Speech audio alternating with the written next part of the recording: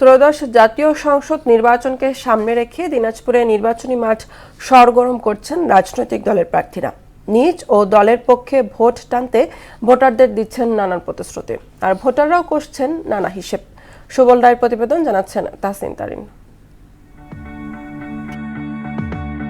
নির্বাচনের দিন যত ঘনিয়ে আসছে ততই বাড়ছে প্রার্থীদের প্রচারণা। বিএনপি, জামায়াত সহ বিভিন্ন দলের নেতারা প্রতিদিনই গণসংযোগ করে ঘুরছেন ভোটারদের দ্বারে দ্বারে। দিনাজপুর জেলায় 6টি আসনে মোট ভোটার 26,60,734 জন। এর মধ্যে পুরুষ ভোটার 13,29,457 জন, নারী ভোটার 13,31,255 জন এবং তৃতীয় লিঙ্গের ভোটার 22 জন।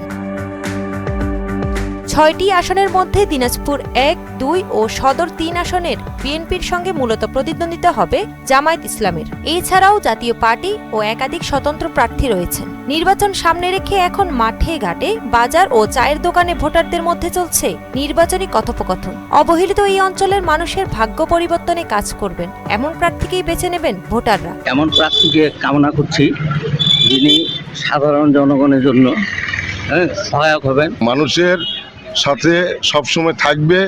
আমরা এরকম একটি প্রার্থী চাচ্ছি। এমন একজন প্রার্থী চাই, সৎ, নির্ভীক, সাহসী। বীরগঞ্জ কাহারোল নিয়ে গঠিত দিনাজপুর 1 আসনে ধানের শীষ প্রতীকে লড়ছেন বিএনপি প্রার্থী মঞ্জুরুল ইসলাম, আর জামায়াতের প্রার্থী মতিউর রহমান ভোটযুদ্ধে নেমেছেন দাঁড়িপাল্লা প্রতীক নিয়ে। বীরগঞ্জের মানুষের স্বাস্থ্যসেবা নিশ্চিত করে বীরগঞ্জ স্বাস্থ্য কমপ্লেক্সে 200 শয্যা বিশিষ্ট হাসপাতাল এবং পূর্ণাঙ্গ হাসপাতাল রূপান্তর।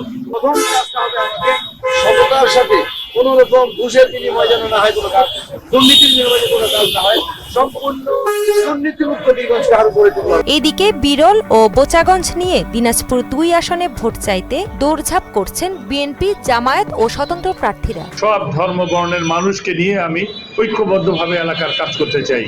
সাধারণ মানুষের সেন্টিমেন্ট অনুযায়ী মানুষ কি চায়, মানুষের কি চাওয়া, সেটাকে মূল্যায়ন করে আমরা কাজ করতে চাই। যতগুলি জায়গাতে গিয়েছি, হাট বাজারে, বিভিন্ন অনুষ্ঠানে, বিভিন্ন গ্রামে গঞ্জে স্বতঃস্ফূর্তভাবে সাধারণ মানুষ আমাকে তারা গ্রহণ করছে। বিরল বোচাগঞ্জে যতটুকু গণসংযোগে বেড়ে হয়েছি, স্বতঃস্ফূর্ত ছাড়া।